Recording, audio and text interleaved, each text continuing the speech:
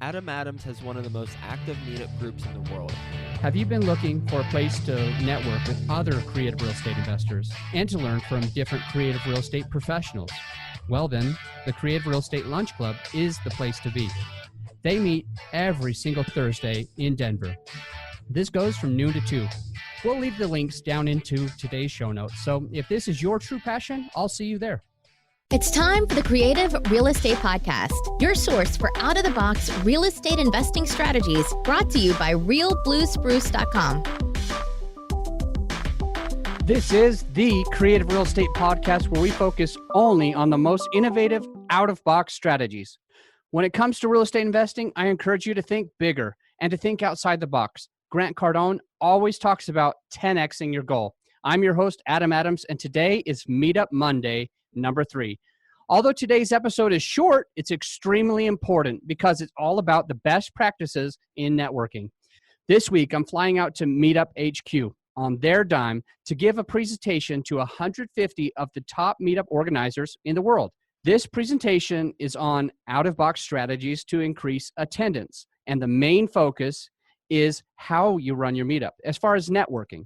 Today, I'm going to teach you what to say and how to say it. There are 5 questions that I go into when I'm first meeting somebody. So these are important. Write them down. 5 questions that you should ask the next time you introduce yourself to somebody. Question number 1, you just say, what part of town do you live in? Guys, there is so much psychology that goes behind this. Instead of saying, where do you live? And they just say a name of a city, you say, what part of town do you live in? That makes the person visualize their whole neighborhood, and now when they answer, they give you more descriptive details, and it allows you to get involved into their head. You see what part of the neighborhood they live in. If it's poor or rich or whatever kind of neighborhood, you kind of understand where they're coming from, where their drive is. There's a lot of information that you can get by, instead of saying, where are you from? Say, what part of town do you live in? Number 2, you say, what do you focus on accomplishing with real estate? So rather than saying, what do you do in real estate? You ask them where they're going. You're basically asking them their vision. So yeah, what are you focused on accomplishing in real estate? So that way you get to know 2 things. So it's a secret question. So number 1, you get to understand where they are, because usually people don't want to tell you where they are. Most people do not like to tell you where they currently are today. Sometimes it's embarrassing because you're just starting. So this is a really great way of getting them out of the normal to be able to ask them the same question. So you say, what are you focused on accomplishing with real estate? That way you get their vision, and by default, they always tell you where they are today. So now you see where they live. Question number 2, you see where they're going and what they're doing. And question number 3 is, what did you do before you got started? So instead of saying, how long have you been in real estate? And they just say 3 years, you say, what did you do before you got started? And then they kind of give you some of their history. These questions are very, very strategically designed. So hope you're writing them down. Question number 4 is, have you ever thought of? All right. So what that means is you're basically trying to make them think bigger. You're offering them something. You're giving them something. You're helping them think outside the box. You're helping them think big. So after you understand where they live, what they're going to accomplish, and what they've done, you try to offer them some way of them to get farther into their business. So you say, have you ever thought of a virtual assistant? Or have you ever thought of going into apartment buildings? Or have you ever thought of starting a fund to do that? Whatever the question is, you need to ask them a question to get them to start thinking big. And now you're adding a ton of value to their lives. Now, the last thing is very well placed as well. The 5th thing is you always ask for a favor. This is random, and it can go with a lot of different things. You say, hey, can I get your phone number so I can do this? Like you ask them for their phone number, or you say, would you mind handing me that pen? There's so many different ways that you can ask questions. I could go through them, but you find a way to strategically ask them for a very simple favor.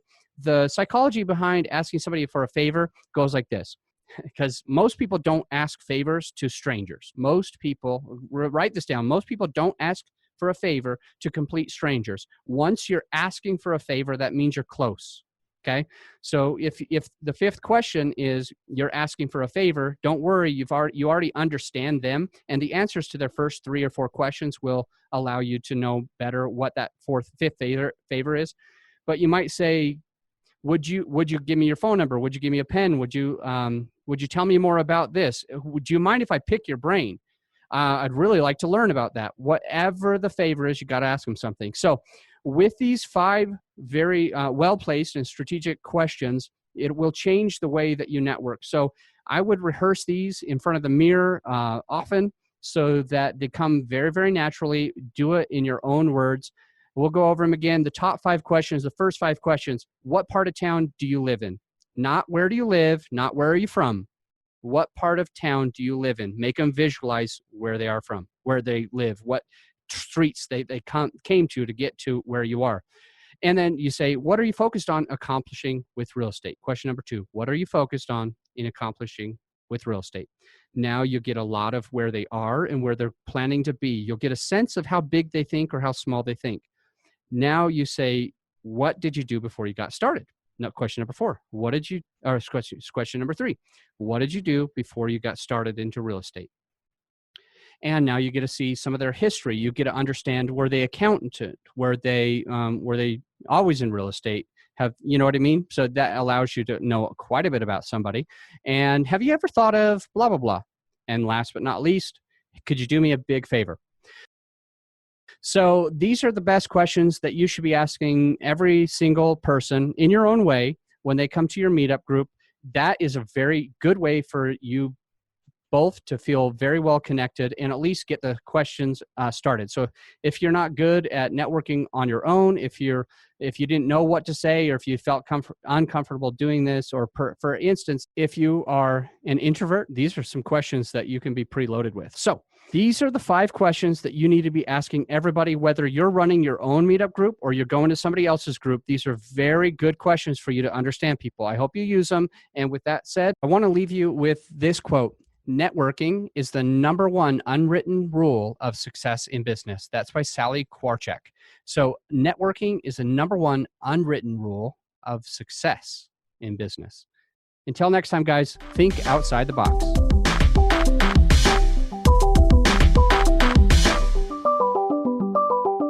Thanks for listening to the Creative Real Estate Podcast. If you got value out of today's episode, we'd really appreciate it if you take the time to leave us a 5-star rating on iTunes. Until next time, think outside the box.